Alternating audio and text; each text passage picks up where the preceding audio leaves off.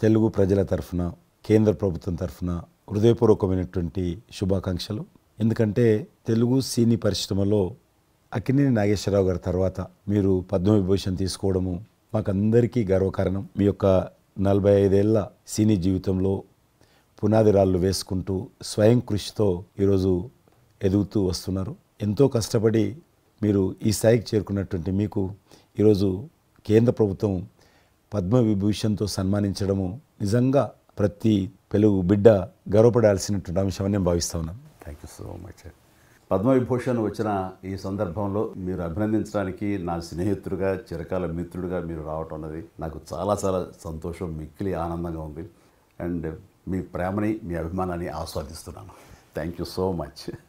ఢిల్లీలో రాష్ట్రపతి చేతుల మీదుగా తీసుకుంటున్నారు కాబట్టి మేము దానికంటే ముందే మిమ్మల్ని కలవాలి, అభినందించాలనేటువంటి ఆలోచనతో ఈరోజు మీ దగ్గరికి రావడం జరిగింది.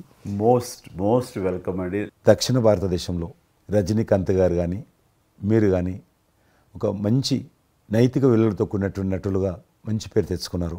అంతేకాకుండా మన తెలుగు ఇండస్ట్రీస్కి వచ్చినప్పుడు తెలుగు ఇండస్ట్రీలో అప్పుడప్పుడు అనేక రకాల సమస్యలు వస్తుంటాయి, క్రైసిస్ వస్తూ ఉన్నప్పుడు ప్రభుత్వంతో కానీ మీ నటుల మధ్యలో కానీ సినిమా ఇండస్ట్రీ మధ్యలో కానీ వచ్చినప్పుడు సీనియర్ నటుడిగా మెగాస్టార్గా అందరినీ సమన్వయపరుస్తూ మరి ముందుకు తీసుకెళ్ళేటువంటి వారు. అలాంటి మీరు ఈరోజు మరి పద్మవిభూషణ్ రావడం అనేటువంటిది మరి అందరం సంతోషించాల్సిన అంశం అని నేను భావిస్తా ఉన్నాను. ఈ ఇండస్ట్రీ లేకపోతే మేము లేవండి. మా చదివిన చదువుకు కానీ మన బ్యాక్గ్రౌండ్కి కానీ ఏదో ఒక మారుమూల ఉద్యోగం చూసుకుంటూ ఉండాల్సిన వాళ్ళు ఈ రోజున ఇంత సెలబ్రిటీ స్టేటస్ కానీ ప్రపంచవ్యాప్తంగా ఎక్కడ మన వాళ్ళు ఉన్నా సరే అక్కడ గుర్తింపు కానివ్వండి, ఇవన్నీ రావటం అంటే కనుక కళామ తల్లి ఆ సినిమా ఇండస్ట్రీ నాకు పెట్టిన భిక్షగా నేను ఫీల్ అవుతుంటాను. ఆ ఇండస్ట్రీ లేకపోతే ఏం లేదు. అందుకని ఇలాంటి ఇండస్ట్రీకి ప్రత్యుపకారంగా నేను ఏం చేయాలి, నాకు ఇంత స్థానం ఇచ్చిన ఇండస్ట్రీకి తిరిగి నేను ఏమి ఇవ్వగలను అనేటటువంటి ఒక గ్రాటిట్యూడ్ నుంచి మొదలైంది. క్రైసిస్ వచ్చినప్పుడు నేనేదో నా భుజం కాయాలి, నా వంతు సహాయం చేయాలి అనే ఆలోచన.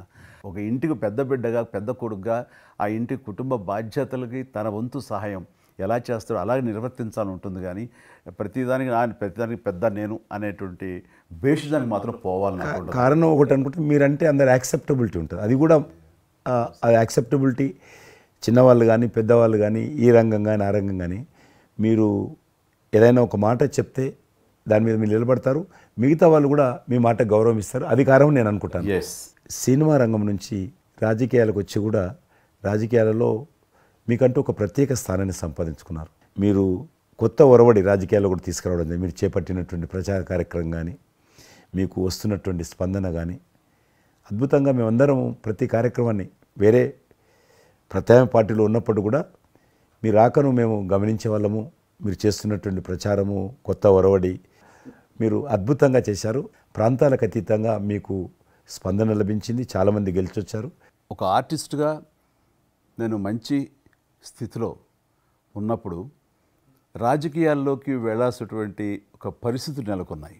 ఆ సమయంలో నేను ప్రజలకి ఏదో చెయ్యాలనే తప్పనే ప్రధానం తప్ప ఎలాంటి పొజిషన్స్ ఏమిటి దీని మీద నాకు దృష్టి లేదు. ఎందుకంటే అన్నిటికీ మించినటువంటి ఉన్నతమైన స్థానాన్ని వాళ్ళ మనసులో వాళ్ళు ఇచ్చిన తర్వాత దానికి మించి నాకు ఏది కావాలి కోరిక లేదు నాకు. అయితే ఏదో చిన్న ఎత్తున మనకి తెలిసి మనకు అందుబాటులో ఉన్నటువంటి చారిటబుల్ ట్రస్ట్ ఇవి పెట్టి చేస్తాను, నేత్రదానం అని రక్తదానం అని చేస్తున్నాం. కానీ పెద్ద ఎత్తున చేసే అవకాశం భగవంతుడు ఇస్తే కనుక అది చిత్తశుద్ధితోటి నేను మనసావాచ కర్మేణ చెయ్యాలి అని ఆ రకంగా నా కృతజ్ఞత తీర్చుకోవాలని మాత్రం చూపించాలని మాత్రం నాకు ఎప్పుడు ఉంటుండేది. నాకు ఇప్పటికి జ్ఞాపకం ఉంటుంది. ఇది అంతకుముందు ఒకటే ఉండేది, ఇలా పెట్టినప్పుడల్లా ప్రతిసారి మీరే జ్ఞాపకం వస్తారు నాకు. ఎంత కీన్ అబ్జర్వ్ చేశాను. రాజకీయంగా ఉన్నప్పుడు మాత్రం నాకు ఎనలేని సంతృప్తి ఎక్కడ లభించిందంటే ముఖ్యంగా ఇప్పుడు తమరు చేస్తున్నటువంటి శాఖ ఉంది కదా టూరిజం, అది నేను మీకంటే కొంచెం ఒక స్టెప్ ముందుగా దాన్ని నేను అవి నిర్వర్తించినప్పుడు ఆ శాఖలో మంత్రిగా నాకు పొందినటువంటి అనుభూతి కానీ లభించిన సంతృప్తి కానీ అంతా ఇంత కాదు. ఆ రకంగా మాత్రం రాజకీయాలకు వస్తే ఇంత చేయొచ్చా అనేది మాత్రం నాకు సుస్పష్టంగా నాకు అనుభవపూర్వకంగా తెలిసొచ్చింది మంత్రిగా ఉన్నప్పుడు టూరిజానికి. అది అలా అలా వెళ్ళి ఆఖరికి ఒక కల్నరీ ఇన్స్టిట్యూట్ అనేది నాకు అవకాశం తిరుపతిలో నేను వెళ్ళాను. అద్భుతమైనటువంటి ఇన్స్టిట్యూట్ అది. అంటే క్షమించాలి, అది ఇనిషియేట్ చేసి తీసుకురావడం వరకు నేను చేసి ఇంకా నేను ప్లానింగ్ అంతా మీరు ఉన్నప్పుడే జరిగింది. అంతా జరిగింది. రాబట్టడానికి ఎంత కృషి చేశానంటే అంతా ఇంత కాదు, అది మనకు రాకుండా పోయే పరిస్థితులు ఉన్నాయండి. ఆ టైం లోపల ఒక మినిస్టర్నా ఒక సూపర్ స్టార్నా అన్నీ పక్కన పెట్టేసి ఆ ప్లానింగ్ కమిషన్ చైర్మన్ ఉండేవారు మౌంటిగా అహ్లూవాలియా, ఆయన దీన్ని వద్దు, మనకి ఇది వైబుల్ కాదు, ఇది ఫీజిబుల్ కాదంటే కనుక కాదని ఆయన గుమ్మందరికి వెళ్ళిపోయి చేతులు కట్టుకుని ఇది ఓకే చేయండి సార్, దీని ఆవశ్యకత అంతా ఉందా కాదు, ఇండియాలో ఉన్నటువంటి ఎన్ని రకాల స్టేట్స్ ఎన్ని రకాల కల్చర్స్ ఉన్నాయో అన్ని రకాల వంటకాలు ఉండేటటువంటి దేశం మందే, అది నేర్పించే ఒక ఇన్స్టిట్యూషను ఈ రోజున మనకి కావాలి, అదే కల్నరీ ఇన్స్టిట్యూట్.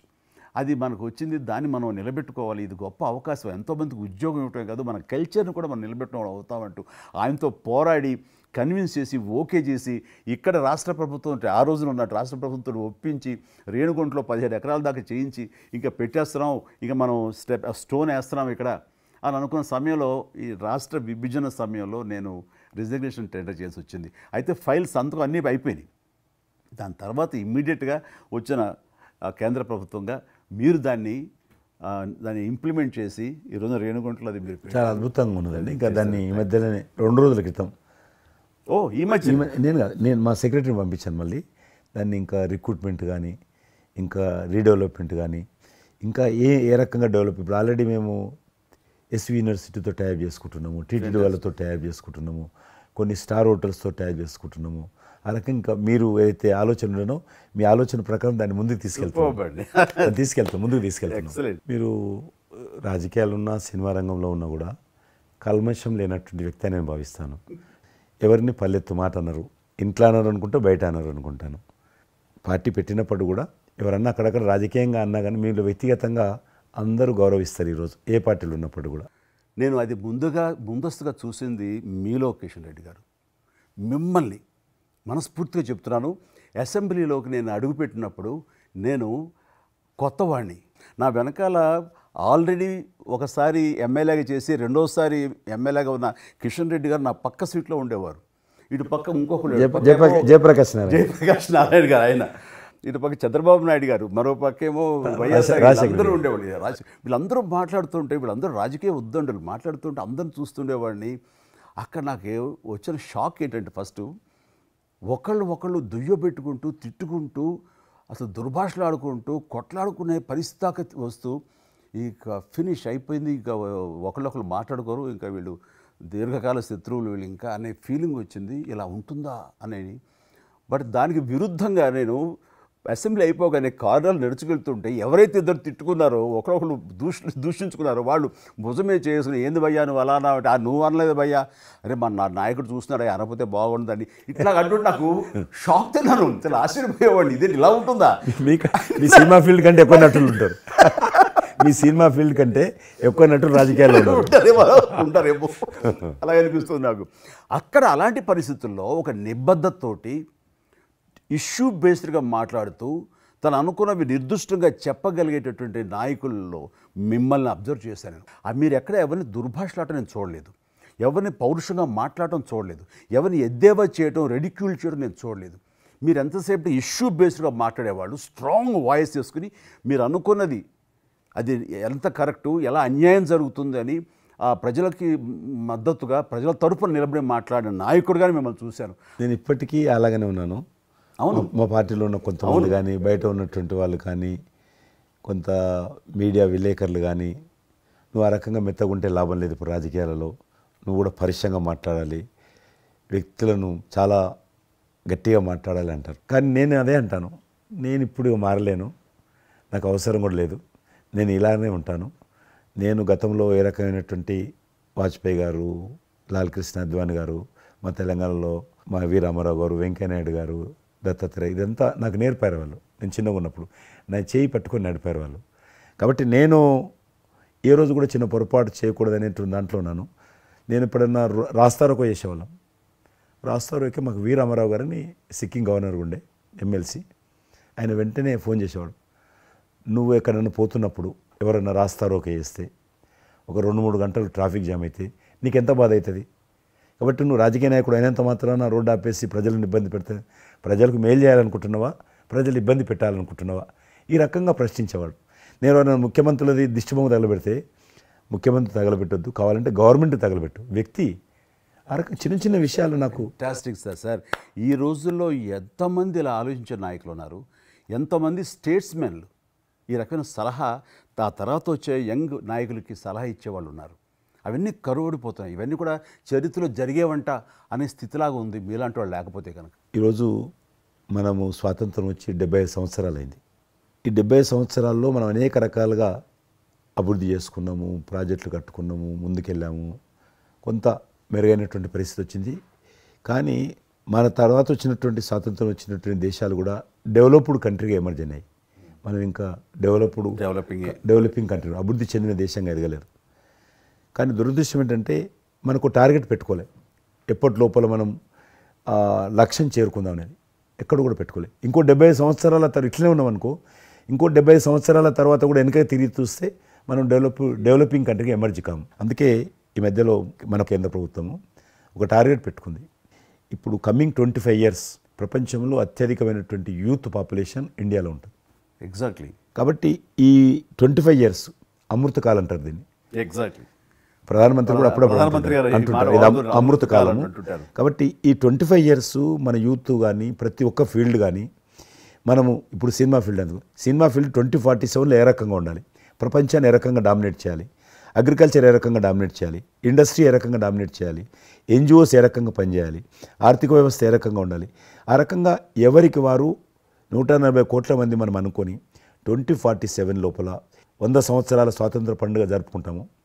ఆ రోజుకు మనం అభివృద్ధి చెందిన దేశంగా ఎదగాలి. ఇంకొక మాట అంటారు ప్రధానమంత్రి గారు, అప్పుడు ఏ పార్టీ ఉంటుందో అధికారం మనకు అనవసరం.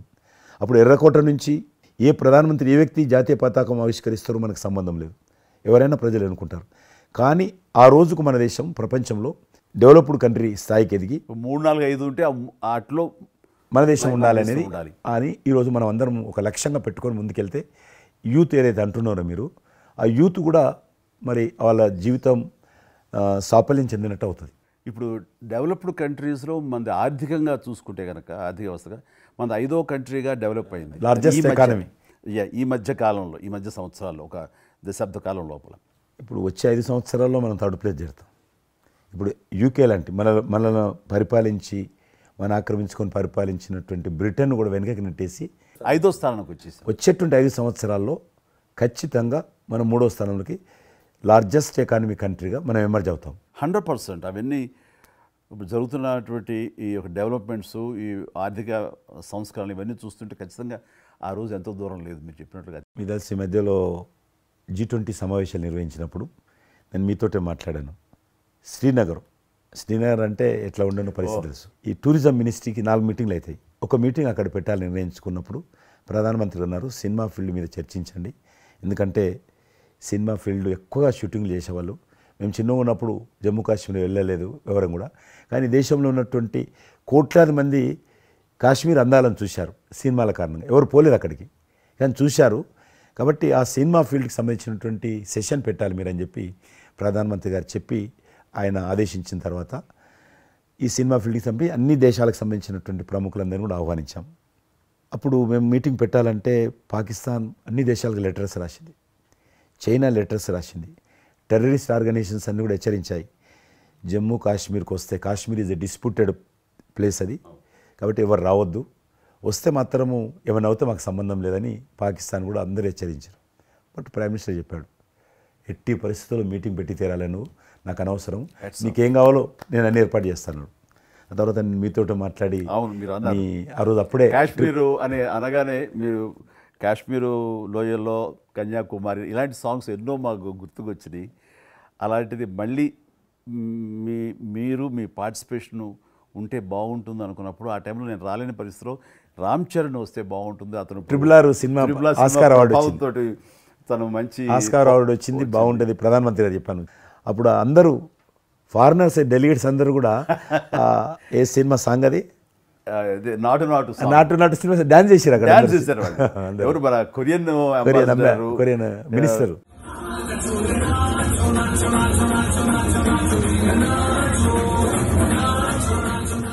అలాగే ఇంకొక జర్మన్ అంబాసిడర్స్ చాలా మంది కింద మీరు చూసింది కొద్ది మందిని కింద చాలా మంది చేశారు పాట పెట్టి చేసినప్పుడు. సో ఇప్పుడు మీకు మనవి చేస్తున్నాను, లాస్ట్ 2023లో ఇప్పుడు ఆ ఆర్టికల్ 370 తెలియించిన తర్వాత 23 కానీ 22 కానీ ఆల్మోస్ట్ మోర్ దెన్ 300 పిక్చర్స్ అవి మరి ఓటీటీ సినిమాలు కావచ్చు, టీవీ సీరియల్స్ కావచ్చు, మన సినిమాలు కావచ్చు, కొన్ని బయట దేశాలకు సంబంధించినటువంటి సినిమాలు కూడా ఆల్మోస్ట్ 300 పిక్చర్స్ షూటింగ్ జరిగాయి అక్కడ లాస్ట్ 2 ఇయర్స్లో.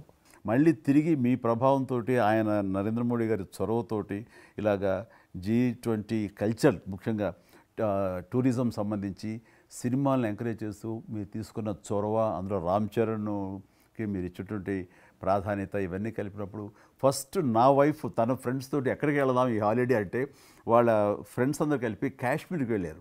అన్నిటికీ మించి మన భారత జాతీయ జెండా రెపరెపలాడుతున్నారు. మీకు తెలుసలేదు, మా పార్టీ తరఫున మాకు మురళీ మనోహర్ జోషి గారు ఉండేవారు, పార్టీ అధ్యక్షుడు అద్వానీ గారి తర్వాత. ఆయన కన్యాకుమారి నుంచి కాశ్మీర్ వరకు యాత్ర తీశాం మేము. ఏంటో తెలుసా డిమాండ్, అక్కడ శ్రీనగర్లో జాతీయ పతాకం ఎగరడం, దానికోసం ఉద్యమం చూడండి, ఒక జెండా ఎగరడం కోసం. ఆడికి మిలిటరీ మధ్యలో, పోలీస్ ఫైరింగ్ల మధ్యలో ఒక జెండా, మేము జమ్మూ కాశ్మీర్ కానీ ఆపేశారు మమ్మల్ని. అక్కడ నుంచి మిలిటరీ విమానంలో తీసుకుపోయి ఆయన ఒక్కరిని అక్కడ జెండా ఎగిరినట్టు చేసి మనం తీసుకొచ్చారు. దల్ లేక్ అని ఉంది అక్కడ, ఉన్నది కదా. మొన్న 15th ఆగస్ట్, ఇంతకుముందు 15th ఆగస్ట్ ఏదైతే మనము 70 సంవత్సరాల పండుగ జరుపుకున్నాము, 50,000 మంది అమ్మాయిలు అబ్బాయిలు స్కూల్ పిల్లలు అందరూ చేతులలో 3 రంగుల పతాకాలు పట్టుకొని దల్ లేక్ చుట్టూ ఊరేగింపు చేశారు. అది మార్పు. ఇంకొకటి నాకు సంతోషం ఏంటంటే, మీరు రాజకీయాలకు రాకముందే మీకంటూ ఒక ప్రత్యేక స్థానం సర్వీస్ యాక్టివిటీలో చిరంజీవి చారిటబుల్ ట్రస్ట్ చాలా పెద్ద ఎత్తున చేయడం అనేటువంటిది నిజంగా అది చాలామందికి ఆదర్శమైంది. మిమ్మల్ని చూసిన తర్వాత చిరంజీవి గారు పెట్టిన అంత పెద్ద నటు పెట్టినప్పుడు మనం చేయకూడదని వాళ్ళ స్థాయిలో పెట్టినటువంటి చాలా సంస్థలు మీ నుంచి స్ఫూర్తి తీసుకొని పెట్టారనేది నాకు తెలిసిన వాళ్ళు కూడా చాలామంది చెప్పారు. కాబట్టి అది గొప్ప విషయం. మీకు ఎందుకు వచ్చిన ఐడియా? అది ఏదైనా సరే ముందు మన మనసులో తిరిగి ప్రత్యుపకారంగా ఏదైనా చెయ్యాలి అనే భావం ఒకటి ఉంటేనండి అవకాశాలు ఎదురుగా ఉంటాయండి మన ఎదురుగా. అలా చూసేటప్పుడు ఆ టైంలో రక్తం దొరకక చనిపోయే వాళ్ళు చాలామంది ఉన్నారు. అది గర్భస్రావంతో, డెలివరీ సమయంలో, యాక్సిడెంట్ సమయంలో కొంతమంది క్షతగాతులు, అట్లాగా లుకేమియా కానివ్వండి, క్యాన్సర్ కానివ్వండి, ఇలాంటివి తలసేమియా కానివ్వండి, ఇలాంటి చాలామంది ఉన్నారు. ఇంతమంది జనాభా ఉన్న ఈ దేశంలో రక్తం ఇచ్చేవాళ్ళు లేకుండా పోయారు. ఎందుకంటే రక్తం అనేది ల్యాబుల్లో తయారు చేసేది కాదు, ఒక మనిషి మరొక మనిషికి దానం ఇస్తేనే జరిగేది. సో ఆ మాత్రం లేదు, ప్రత్యామ్నాయం లేదు.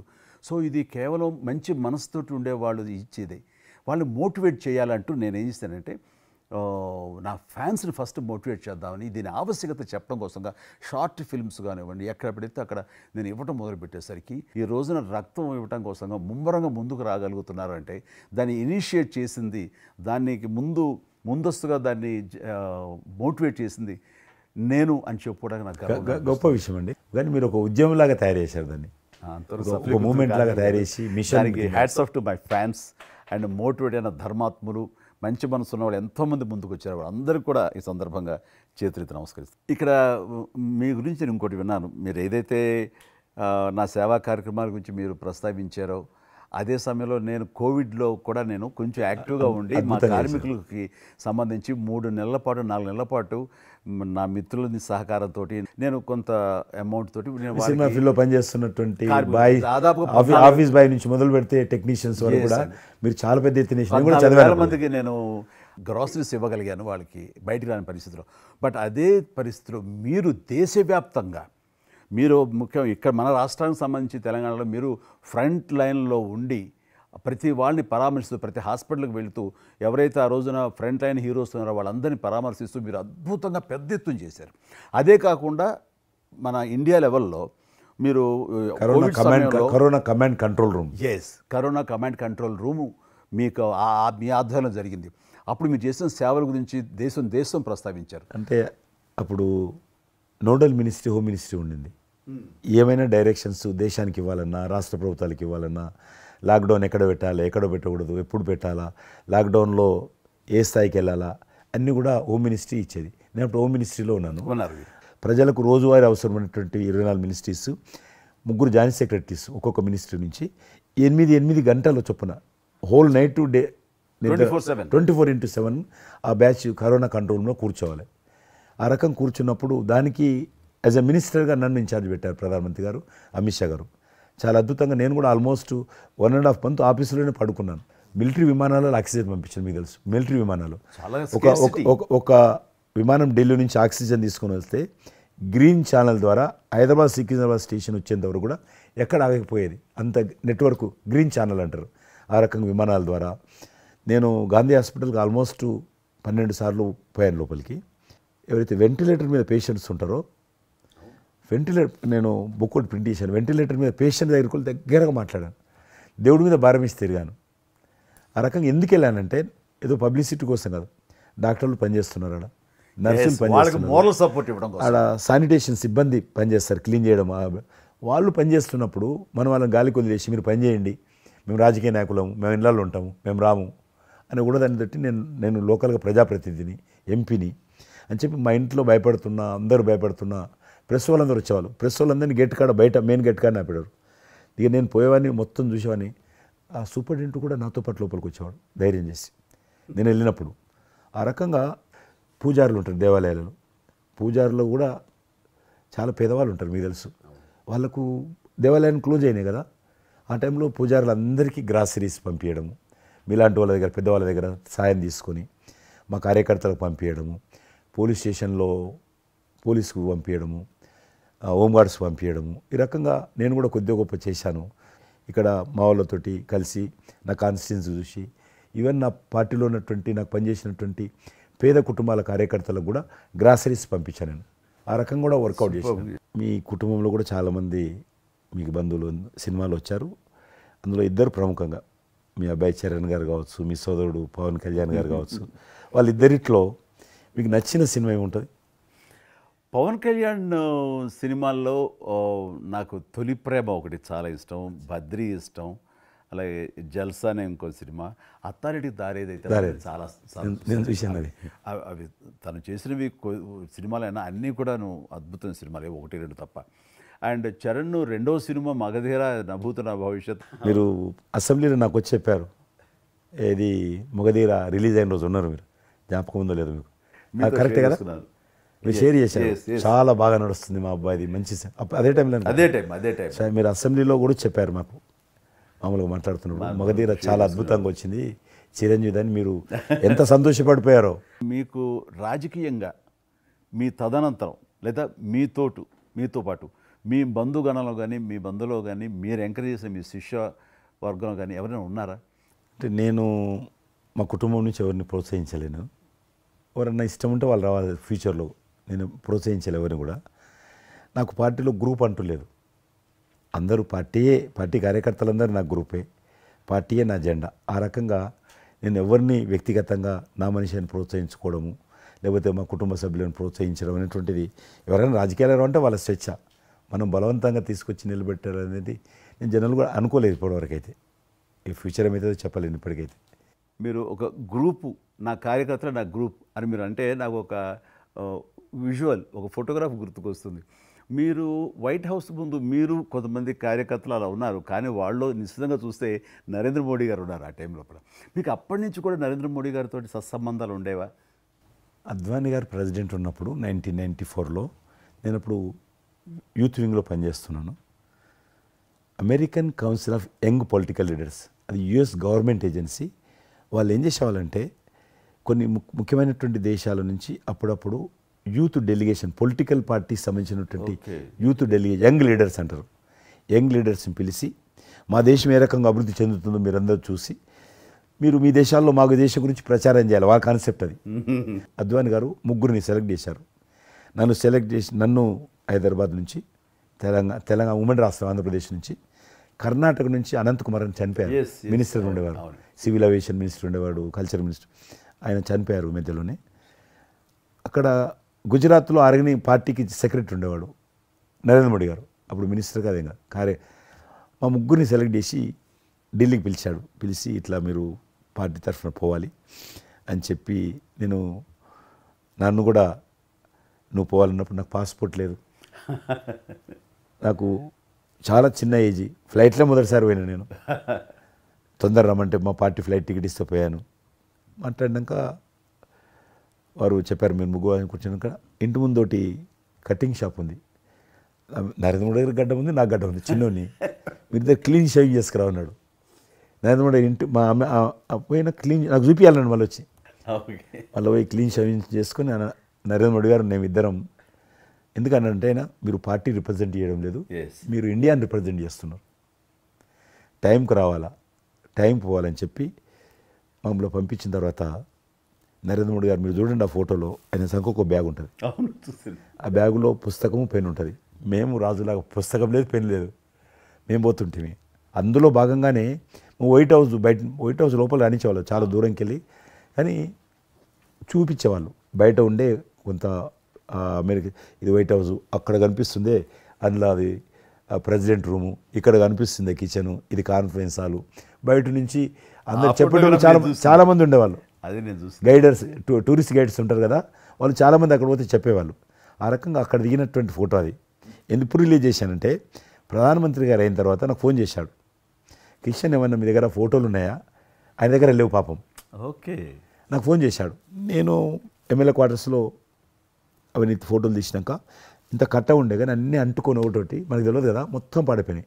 8 ఫోటోలు దొరికినాయి, అందులో ఏదో ఒకటి దొరికింది బోటు థమ్స్అప్ తాగుతూ, అప్పుడు థమ్స్అప్ తాగొద్దని కూడా తెలియదు, ఇది మల్టీనేషనల్ కంపెనీ అటువంటి ఏం లేదు అప్పుడు, బోట్ నడిపిస్తున్న ఫోటో, ఇవన్నీ కూడా కొన్ని దొరికితే పంపించాను. ఆయన ఏ వైట్ హౌస్ ముందు అయితే నేను ఫోటో దిగాను గేట్ కాడ, ఈరోజు అదే వైట్ హౌస్ ఆహ్వానం మేరకు వైట్ హౌస్ లోపలికి వెళ్తున్నానని ఆ ఫోటో రిలీజ్ చేశాడు ఎక్సలెంట్ ఎక్స్పీరియన్స్ ప్రైమ్ మినిస్టర్. ఆ ఫోటో అది అప్పుడు బయటకు ఆ ఫోటో బయటకు వచ్చింది. ఆ రోజు ప్రైమ్ మినిస్టర్ గారు అయిన తర్వాత అమెరికాకి వెళ్తున్న రోజు రిలీజ్ చేసిన ఫోటో అది. మీరు మాకు ఒక మాట ఇచ్చారు, మీరు మన ఆఫీస్ ఏదైతుందో టూరిజం ఆఫీసు ఢిల్లీలో నేను వస్తాను, మన ఇద్దరం ఒకసారి ఎందామని అన్నారు. కానీ మీ ఒత్తిడి కారణంగా మన ఒత్తిడి కారణంగా జరగలేదు. ఇంకా అది రేపు ఎలక్షన్స్ తర్వాత మళ్ళీ అది చెప్పలేము కాబట్టి అది నేను చెప్తున్నాను, మీరు అక్కడే ఉంటాను, వస్తాను. అది కాకుండా మీరు నాకు ఇంకా జ్ఞాపకం, ఆఫీస్లో ఉన్నప్పుడు నాకు గర్వం ఫీల్ అవుతాను. ఎందుకంటే మీరు పెట్టిపోయినటువంటి ఫోటోలు, ఇండియాకి సంబంధించినటువంటి టూరిజం డెస్టినేషన్ యొక్క ఫోటోస్ ఏవైతున్నాయో అవి ఇంకా ఆ రకంగానే ఉన్నాయి. నేను అడిగిన ఎవరు పెట్టారంటే చిరంజీవి గారు పెట్టారంటారు. డ్రైవర్ కూడా మీకైతే డ్రైవర్ ఉండను, అతను ఇప్పుడు నా దగ్గర ఉన్నాడు, రణధీర్. మీకు చెప్తుంటారు సార్, మై చిరంజీవి సాబ్ కभी మై సాబ్ డ్రైవర్, మై చలాయితా ఉనకా గాడి ఢిల్లీ మే, అది ఆప్కు మే చలా రూమ్ సాప్ అంటాడు. ఇంకా ఉన్నాడు పాపం. చాలా సీనియర్ అండి అతను, చాలా మంచోడు. మన ఉమ్మడి ఆంధ్రప్రదేశ్ ఉన్నప్పుడు మనం ఇండియాలోనే మనమే ఆరోగ్యశ్రీని ప్రారంభించామన్నది నాకు తెలిసినటువంటి వాస్తవం. ఆ తర్వాత మిగతా రాష్ట్రాలు కూడా వ్యాపించింది అనేది చాలా ఇది. అలాంటి ఆరోగ్యశ్రీకి కిషన్ రెడ్డి గారే ఆద్యులు, అంకురార్పణ చేసిన వాళ్ళు అని బయట బాగా వినికిడి ఉంది. ఆ తర్వాత ప్రభుత్వాలు పికప్ చేసాయి. అది ఎందుకు, ఎలాగా, అది మీరు ఎట్లా ఇనిషియేట్ చేశారు ఆరోగ్యశ్రీ అనేది? 2004 నేను ఎమ్మెల్యే అయినప్పుడు పేరున్న మందకృష్ణ మాదిక్ గారు, ఆయన వాళ్ళకి సంబంధించినటువంటి ఎస్సీ వర్గీకరణ మీద పోరాటం చేస్తూనే సామాజిక సమస్యల మీద కూడా పోరాటం చేసేవారు. దివ్యాంగులకు పెన్షన్ పెంచాలని ఆయన తిరుగుతున్నప్పుడు ఈ అనేక జిల్లాలలో గుండె జబ్బులు ఉన్నటువంటి పిల్లలు జన్మించేవాళ్ళు.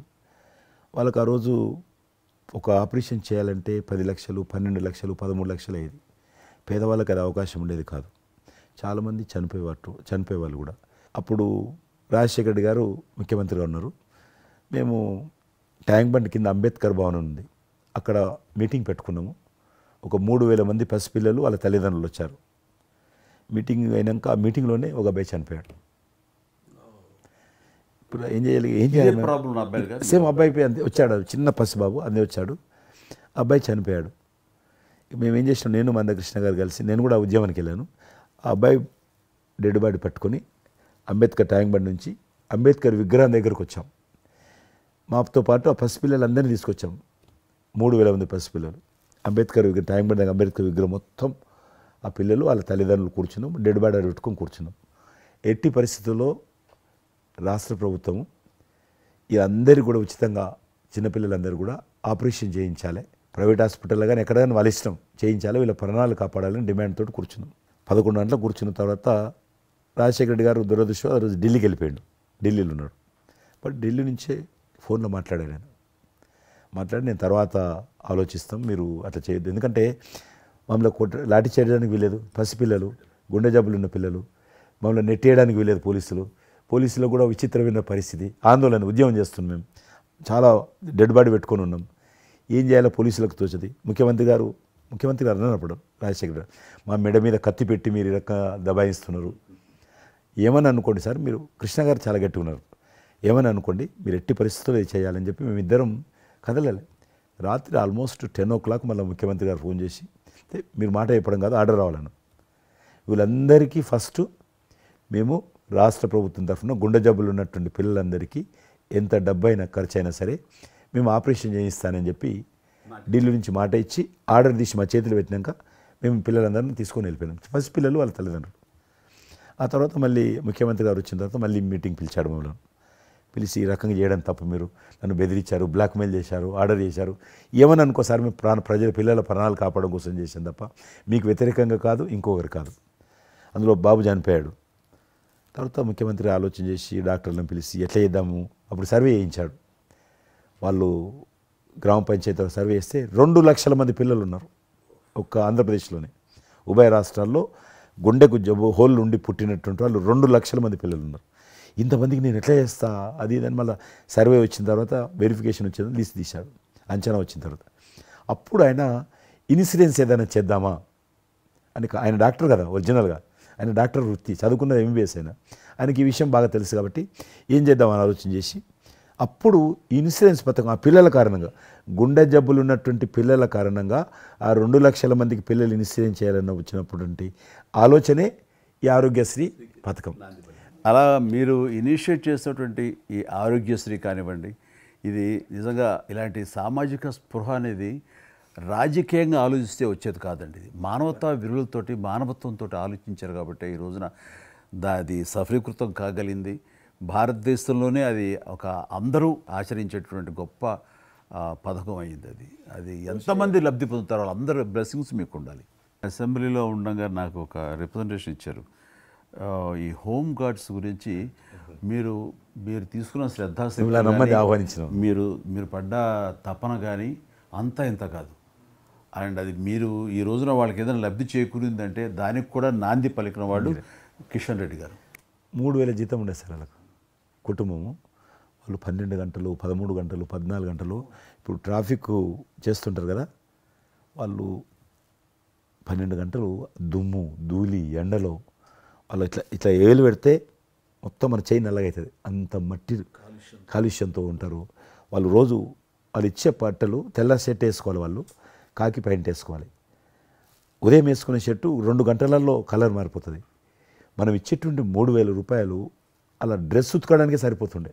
అందుకే కిషన్ రెడ్డి గారు మీరంటే ఎందుకు గౌరవం అంటే, మీరు రాజకీయ లబ్ధి గురించి ఎప్పుడు చూసేవాళ్ళు కాదు, మీ కాన్స్టిట్యున్సీకే పరిమితమైన మీరు ఎప్పుడు కాదు, విస్తృతంగా అందరికీ లబ్ధి చేకూరే విధంగా తీసుకున్నారు. కాబట్టి అలాంటి మీకు ఆ బలం, మీ వాయిస్కి ఆ స్ట్రెంగ్త్ అలాగా, ఎందుకంటే మీ ఆశయంలో ప్యూరిటీ ఉంది, మీ ఆశయంలో చిత్తశుద్ధి ఉంది మీ ఆచరణలో. కాబట్టి మీలాంటి నాయకుల వల్లనే అవుతుంది ఏదైనా సరే. జనవరి 22 నాడు నేను టీవీలో చూశాను, మీరు అయోధ్యలో రామమందిర నిర్మాణంలో మీ దగ్గర కెమెరాలు పెట్టడము, మీరు కామెంట్ చెప్పడము, మిమ్మల్ని పిలవడము, మీరు పోవడము, మీరు ఆ రోజు టీవీలో దేశమంతా అన్ని టీవీలు మాట్లాడాయి. మీకు మీరు ఏ రకంగా ఫీల్ అనిపించింది మీకు? అది హనుమాన్ని ప్రార్థించే ఆయన మా కులదైవంగా చూసిన మాకు రామచంద్రుడు ఆ నామమే మాకు ఒక రకమైన గొప్ప స్ఫూర్తి మాకు. అలాంటి రాముడు మమ్మల్ని ఆహ్వానించినట్టుగా అనిపించిందండి. అది అక్కడ 500 సంవత్సరాలుగా ఎన్నో ఇక్కడ ఉన్నటువంటి ప్రాబ్లం అనేది అది సునాయాసంగా చేయటం అన్నది అది ఆయన వల్లనే అయ్యింది, నరేంద్ర మోడీ గారు తలుచుకోబట్టి అయ్యింది అనేది. అలాంటి దానికి మేము ఆహ్వానించబడటం అనేది అది మేము చేసుకున్న అదృష్టం, మా పుణ్యం. చాలామంది అందరము భయపడ్డాం ఏమైపోతుందో, దేశంలో గొడవలు అయితే మత కళాలు జరుగుతుందేమో. కానీ అదృశ్యం ఏంటంటే ముస్లింలు కూడా చాలామంది సానుకూలంగా. ఇక్కడ నేను ఒక విషయం చెప్పాలి. నేను రామ మందిరం నుంచి నా హోటల్ ఉంది అక్కడ, ఆ హోటల్కి వెళ్ళడానికి నేను కారు హైర్ చేసుకున్నాను మా ఫ్యామిలీ. అది ముస్లిం డ్రైవర్. సో ఈ రోజున ఇంత కాంట్రవర్షియల్ ఈ ప్లేస్లో ఈ రోజున టెంపుల్ కట్టడంపై మీరందరూ ఎక్కడో కొంత అసంతృప్తితో ఉండుంటారు కదంటే. కాదండి, ఈ రోజు నుంచి మా టెన్షన్ రిలీవ్ అయిపోయింది, మేము చాలా రక్షణతో ఉన్నాం అన్న ఫీలింగ్ ఉంది. ఎంత హిందూ కాన్వర్జేషన్ అండి. ఇక్కడ 144 సెక్షన్ ప్రివేల్ అవుతూ ఏ రోజున ఏం గొడవలు జరుగుతాయి, ఎక్కడి నుంచి ఏ ఘర్షణలు జరుగుతాయి, స్కూల్కి వెళ్ళి మా బిడ్డలు వస్తారా వెళ్తారా అనే టెన్షన్లో ఉండేవాళ్ళం మేమంతా. అండ్ అలాంటి ఘర్షణలో వాళ్ళు ముస్లిమ్సా లేకపోతే హిందూస్ అని ఏం చూడరు కదండి, ఎవరు అందరూ సఫరర్సే. అలాంటి పరిస్థితులు ఇప్పుడు నెలకొన్న సమయంలో ఎలాంటి గొడవలు లేకుండా ముందు ఒక నిర్ణయం తీసేసుకున్నారు. ఎస్, రామ మందిరం వెల్ కట్టేసారు, అయిపోయింది. ఇక్కడి నుంచి లిఫ్ట్ చేసేసారు 144 సెక్షన్, ఇంకేం లేదు, అన్నీ సజావుగా సాగిపోతాయంటే మాకు సెక్యూర్డ్ ఫీలింగ్ వచ్చింది, మా బిడ్డలకు రక్షణగా ఉంది, మాకు ఇంకేమీ కాదన్న భరోసా వచ్చింది మాకు. వీఆర్ సో హ్యాపీ అని ఒక ముస్లిం సోదరుడు అన్నారు. ఇప్పుడు అదే మీరు ప్రస్తావిస్తున్నారు. ఇప్పుడు చాలామంది ముస్లిమ్స్ వెళ్తున్నారు చూడడానికి, దర్శనం చేసుకోవడానికి. ఒక అమ్మాయి అయితే బాంబే నుంచి నడుచుకుంటూ వచ్చింది, 22nd చేరుకుంది అక్కడ అమ్మాయి. ఓకే, నేను ఉన్నాను వెనకనే ధైర్యాన్ని ఇచ్చేటువంటి మన ప్రధాని గారు, ఈ భారత ప్రభుత్వం ఇవన్నీ కలిపి దోహదపడ్డాయి. అందుకని ఆయన ఒక మాట అన్నారు అయోధ్య టైంలో, మొన్నటిదాకా టెంట్లో రాముని చూసాం, ఇంకా రావుడికి ఆ పరిస్థితి లేదు, ఆయన ఒక పర్మనెంట్ స్ట్రక్చర్లో ఉంటాడు అని అన్నప్పుడు అందరూ మంచి రెస్పాన్స్ ఇచ్చారు, బాగా రెస్పాండ్ అయ్యారు. అట్లాగా ఈ రోజున ఆయన తీసుకున్న ప్రతి కార్యక్రమం కూడాను ఒక మత సామరస్యాన్ని సూచిస్తుంది. దానికి నేను ఒక్క విషయం కూడా చెప్తాను, మీరు చెప్పారు కదా, నేను ఎలక్షన్ ప్రచారానికి 2019లో కానీ అంత ముందుగానే వెళ్ళేవాడిని. డిఫరెంట్ రీజన్స్ మా పార్టీకి సంబంధించి కావచ్చు, ఇతరత్ర కావచ్చు. మేము వెళ్తున్నప్పుడు ముస్లిం సమాజాన్ని బస్తీలు కూడా వస్తాయి కొన్ని, మేము ఎంత మైకులు పెట్టుకొని డ్రమ్ కొట్టుకుంటూ పోయినా కూడా ఒక్కరు కూడా బయటకు వచ్చేవాళ్ళు కాదు. ఇప్పుడు పరిస్థితి త్రిపుల్ తలాక్ అని ఒకటి ఉండేది, అది ముస్లింలో ఒక సాంప్రదాయం. అది ఏదైనా భర్త కోపం వచ్చినా 3 సార్లు తలాక్ అంటే ఆడబిడ్డ ఇంటి నుంచి వెళ్ళిపోవాలి. 3 సార్లు అంటే తలాక్ అంటే వెళ్ళిపోవాలి. అయితే దాన్ని మోడీ గారు త్రిపుల్ తలాక్ సిస్టాన్ని చట్టం చేసి ఇది చేయడానికి వీల్లేదు, ముస్లిం మహిళలకు కూడా హక్కులు ఉంటాయి అని చెప్పి ఆయన చేశాడు. అప్పుడు కూడా చాలామంది భయపెట్టించారు, మత కళాలు జరుగుతాయి, అట్లా వేయొద్దు, నువ్వు ముస్లిం పర్సనల్ విషయాల్లో మీరు జోక్యం చేసుకుంటున్నారంటే ఆయన చాలా వివరంగా చెప్పాడు. ఈరోజు నువ్వు ఒక భర్తగా నీ భార్యకు తలాక్ అని ఇచ్చేసి పంపించేస్తున్నావు, రేపు నువ్వు తండ్రి అవుతావు. తండ్రి అయిన తర్వాత కూడా మీ అల్లుడు నీ కూతురుకు తాగని విడాకులు ఇచ్చి పంపిస్తే అప్పుడు నువ్వు ఎంత బాధపడతావు? కాబట్టి ఏ తండ్రి అయినా సరే అట్లా ఉంటుంది. కాబట్టి ఇది ఈ రకమైనటువంటి ఉండకూడదని చెప్పి ఆయన త్రిపుల్ తలాక్ రద్దు చేస్తే, నేను ప్రచారానికి వెళ్తున్నప్పుడు అంతకుముందు బయటకు వచ్చేవాళ్ళు కాదు. ఉదాహరణకు నేను ఇట్లా పోతున్నాను అనుకోని, రోడ్డు రథం మీద నేను పోతుంటే ఇటు సైడ్ నుంచి ఒక ముస్లిం అలా భార్యను కూర్చొని పెట్టుకొని మోటార్ సైకిల్ మీద నడుపుకుంటూ వచ్చేవాడు. ఇప్పుడు ఏం చేస్తున్నంటే భర్తకు చూడకుండా వెనుకున్నటువంటి భార్య పరద లేపి ఇట్లా నాకు ఊపుతున్నది. ఇది నేనే సాక్ష్యం, అంత మార్పు వచ్చింది. కర్టన్స్ ఓపెన్ చేసి బస్తీలలో ఇండ్ల ముందుకు వెళ్తుంటే ముస్లిం ఆడబిడ్డలు వచ్చి, మాతృమూర్తులు వచ్చి, తల్లులు వచ్చి చేతులు ఊపుతున్నారంటే నిజంగా సంతోషం. అంటే ఆడబిడ్డలో 10 కోట్ల మంది ముస్లిం ఆడబిడ్డలు ఈ దేశంలో, కానీ అది రావడంతో వాళ్ళకు ధైర్యం వచ్చింది, వ్యతిరేకత లేకుండా ఏ ప్రొటెస్ట్ లేదు. అదే ఫస్ట్ ఆఫ్ ఆల్ విజయం. కాబట్టి ఈరోజు ఆ రకంగా మీరు చెప్పిన దాన్ని బట్టి వాతావరణం మార్పు వచ్చింది. ఈరోజు మత కళాలు లేవు, కర్ఫ్యూలు లేవు. హైదరాబాద్లో ఎన్ని గొడవలు జరుగుతుండే, ఒక్క గొడవ లేదు అక్కడ.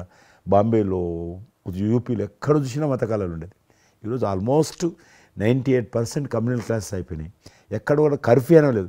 దేశంలో ఎక్కడో దగ్గర కొన్ని నగరాలలో కర్ఫ్యూ ఉంటుండేది, కొన్ని నగరాల్లో మత కళాలు జరుగుతుండేది. ఎక్కడో ఒక దగ్గర యూపీలోను, మధ్యప్రదేశ్లోను, మహారాష్ట్రను, ఇప్పుడు బీహార్లోను ఎక్కడ వింటలేదు, ఎక్కడ లేదు. ఈవెన్ జమ్మూ కాశ్మీర్ లాంటి రాష్ట్రంలో కూడా 144 సెక్షన్ లేనటువంటి పరిస్థితి ఉన్నది. మీరు వేయించాలంటే అద్భుతంగా ఉన్నమాట. అది నరేంద్ర మోడీ గారు చాలా విజనరీగా ఆ రకంగా చేశారు. చాలా సంతోషం కృష్ణారెడ్డి గారు, మీరు నన్ను అభినందించడానికి అవార్డు తీసుకుంటున్న సమయంలో ఆ పురస్కరించుకుని మీరు వచ్చినందుకు, నన్ను అభినందించినందుకు ధన్యవాదాలు తెలియజేస్తూ, మీతో ఇంతసేపు సంభాషించడంలో ఎన్నెన్నో విషయాలు తెలుసుకున్నాను, నాకు అనుభవపూర్వకంగా తెలిసినవి మీతో పంచుకున్నాను. అండ్ మీలాంటి నాయకులు రావాలి, ఉండాలి, మరి ఎంతోమందికి ఇన్స్పిరేషన్గా ఉండాలి. మీ ఆశయాలు, మీ ఆచరణలు, మీ సమస్య పరిష్కార మార్గాలు, అలాగే మీ నాయకుల యొక్క ఆయన ఆశయాలు, ఆయన యొక్క మార్గదర్శకంగా మీ ముందుండి మిమ్మల్ని ముందు నడిపించే విధంగా, తద్వారా అందరూ కలిసి భారతదేశాన్ని మీరు చెప్తున్నట్టుగా అభివృద్ధి చెందిన దేశాల్లో ఒక దేశంగా పెట్టే స్థితికి మనం వెళ్ళాలనే ఆశాభావం మీ అందరితో పాటు నాకు ఉంది. అండ్ మరొకసారి మీకు ధన్యవాదాలు. తప్పకుండా మీరు జీవితంలో ఇంకా మరెన్నో మెట్లెక్కాలి, ఇంకా మీకు మంచి భవిష్యత్తు ఉంది. ఇటు సినిమా రంగానికి సేవ చేయాలి, అటు సమాజంలో కూడా సేవ చేసేటువంటి అనేక రకాల, సమాజం అంటే ఒక రాజకీయాలే కాదు, అనేక రకాలుగా మీరు చేస్తూ ఉన్నారు ఇప్పటికీ. కాబట్టి రేపు భగవంతుడు ఏం చేస్తారు ఎవరి చేతుల్లో లేదు. కాబట్టి మీరు నిండా నూరేళ్ళు ఉండి ఈ దేశానికి, ఈ ప్రజలకు సేవ చేయాలని నేను మనస్ఫూర్తిగా కోరుకుంటూ మరొకసారి పద్మవిభూషణ్ అందుకుంటున్న సందర్భంగా మీరు నా హృదయపూర్వకమైనటువంటి శుభాకాంక్షలు. Thank you. అలాగే మీకు ఈ ఎన్నికలు విజయవంతం కావాలని మనస్ఫూర్తిగా కోరుకుంటూ, ఖచ్చితంగా మీరు మళ్ళీ ఏ మినిస్ట్రీలో ఉంటారో, ఎక్కడ ఉంటారో అనేది నాకు మన చేతుల్లో లేదు. తెలుస్తుంది. అండ్ వచ్చి మిమ్మల్ని అలా కలుస్తాను, నేచర్ మాట ప్రకారం. ఆల్ ద వెరీ బెస్ట్ అండి. Good luck.